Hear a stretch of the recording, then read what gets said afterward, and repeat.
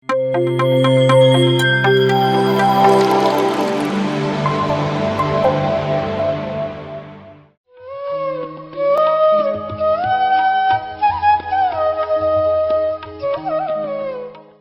ಮಾಡಲಿಲ್ಲ ಅಂದ್ರೆ ಏನಾಗುತ್ತೆ?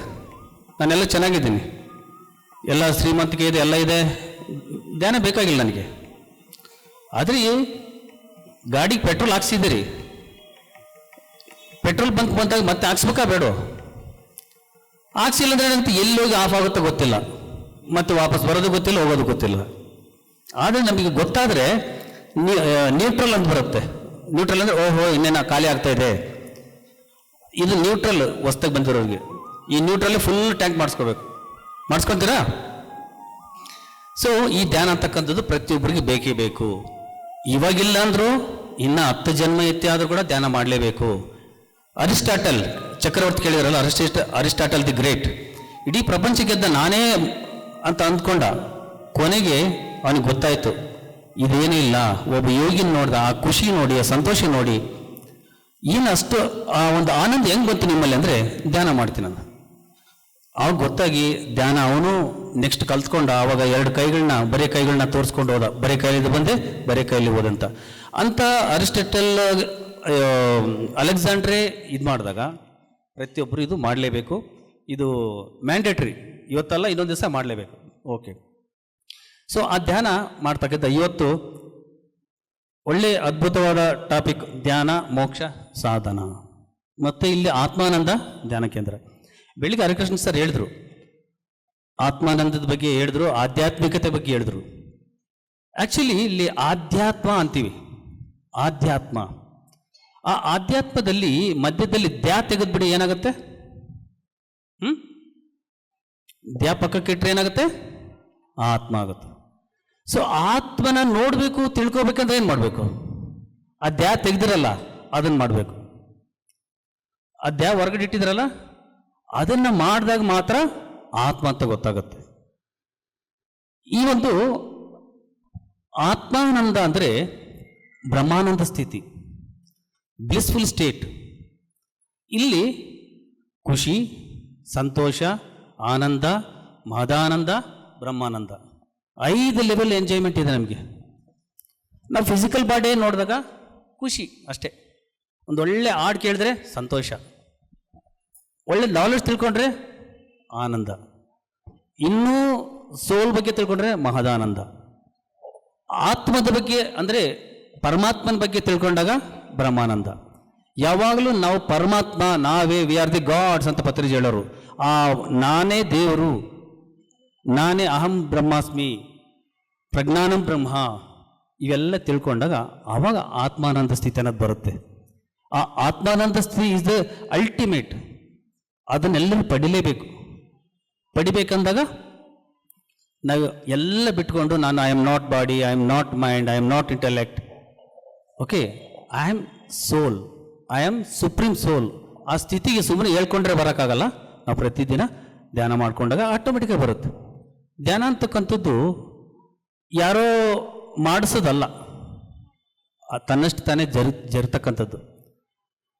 ಧ್ಯಾನ ನೋಡ್ಕೊಂಡು ನೀವು ಹೋದ್ರೆ ಧ್ಯಾನನೇ ನಿಮ್ಮನ್ನು ನೋಡ್ಕೊಂಡು ಬಂತ? ಹೇಳ್ರಿ ಯಾರಾದರೂ.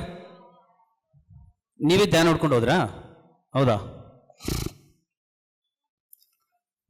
ಯಾರಿಗಾದ್ರೂ ಕಾಯಿಲೆ ಬಂತಂದರೆ ಧ್ಯಾನಕ್ಕೆ ಬರ್ತಾರೆ. ಯಾರಿಗಾದ್ರೂ ಫೈನಾನ್ಷಿಯಲ್ ಪ್ರಾಬ್ಲಮ್ ಬಂತಂದರೆ ಧ್ಯಾನಕ್ಕೆ ಬರ್ತಾರೆ. ಯಾರಿಗೋ ಮನೆ ತಗೋಬೇಕು, ತಗೊಂಡಿಲ್ಲ, ಧ್ಯಾನ ಮಾಡಿದ್ರೆ ಬರುತ್ತೆ ಅನ್ನೋದು. ಚೆನ್ನಾಗಿರೋರು ಯಾರಾದರೂ ಬರ್ತಾರೆ ಧ್ಯಾನಕ್ಕೆ? ಹೌದಾ? ಬಂದಿದ್ದೀರಿ ಕರೆಕ್ಟೇ. ಆದರೆ ಆಧ್ಯಾತ್ಮ ಬಗ್ಗೆ ತಿಳ್ಕೊಂಬಂದ್ರಿ. ಆದರೆ ಧ್ಯಾನ ಅಂತಕ್ಕಂಥದ್ದು ನಮ್ಮನ್ನು ಆ ರೀತಿ ಕ್ರಿಯೇಟ್ ಮಾಡುತ್ತೆ. ಶರೀರದ ಸರಿ ಇಲ್ಲ, ಆರೋಗ್ಯ ಸರಿ ಇಲ್ಲ ಅಂದರೆ ಅದು ಇದ್ದಾಗ ಧ್ಯಾನಕ್ಕೆ ಬರ್ತೀವಿ. ಅದಕ್ಕೆ ಎಲ್ಲರಿಗೂ ಕಾಯಿಲೆ ಬಂದು ಪ್ರಾಬ್ಲಮ್ಸ್, ಎಲ್ಲರ ಪ್ರಾಬ್ಲಮ್ಸ್ ಬಂದಿರೋರೆಲ್ಲ ಧ್ಯಾನಕ್ಕೆ ಬಂದಿದ್ರಿ. ಆ ಪ್ರಾಬ್ಲಮ್ಸ್ಗೆ ಚಪ್ಪಾಳೆಯೊಂದಿಗೆ ಥ್ಯಾಂಕ್ಸ್ ಹೇಳಿ. ನಮಗೆ ಬಂದಿರತಕ್ಕಂಥ ಪ್ರಾಬ್ಲಮ್ಸ್ಗೆ ಚಪ್ಪಾಳೆ. ಯಾಕೆಂದರೆ ಅದು ಆತ್ಮಪಾಠಗಳು ಅಂತಾರೆ, ಸೋಲ್ ಲೆಸನ್ಸ್ ಅಂತಾರೆ. ನಾವೆಲ್ಲ ಜನ್ಮದಲ್ಲೂ ಕಲಿಯಕ್ಕೆ ಬರ್ತೀವಿ. ಸೊ ಅದಕ್ಕೆ ಇವತ್ತು ಆತ್ಮಾನಂದ ಒಂದು ಸೆಂಟ್ರ್ನವ್ರು ಕರೆಸಿ ನಮಗೆ ಕ್ಲಾಸ್ ಕೊಡ್ತಾ ಇದ್ದಾರೆ. ಇನ್ನು ಧ್ಯಾನ ಮೋಕ್ಷ ಸಾಧನೆ ಅಂದ್ರೆ ಏನು? ಧ್ಯಾನ ಅಂದರೆ ಸರ್ ಆಲ್ರೆಡಿ ಹೇಳಿದರು ಧ್ಯಾನ ಹೆಂಗೆ ಮಾಡಬೇಕು ಏನಂತ. ಯಾವಾಗ ಆತ್ಮದ ಬಗ್ಗೆ ತಿಳ್ಕೊಬೇಕಂದಾಗ ನಾವು ಧ್ಯಾನ ಮಾಡ್ತೀವಿ, ಧ್ಯಾನದಿಂದ ಆಧ್ಯಾತ್ಮ ಅಂತ ತಿಳಿತೀವಿ.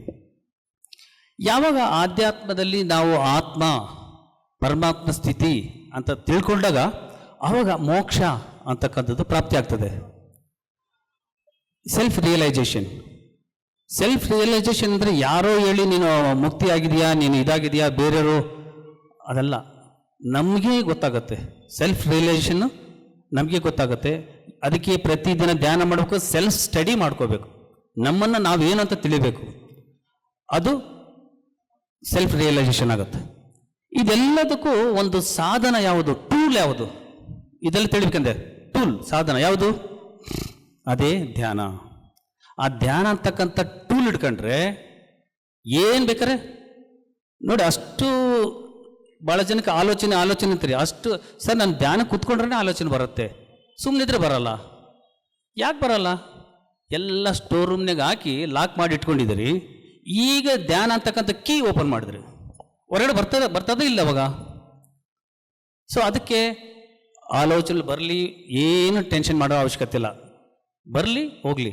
ನಾವು ಉಸಿರಿನ ಮೇಲೆ ಮಾತ್ರ ಗಮನ ಇದ್ದಾಗ ತನ್ನಷ್ಟಾನೆ ದಿನ ದಿನ ಕಡಿಮೆ ಆಗಿಬಿಡುತ್ತೆ ಆಲೋಚನೆಗಳು.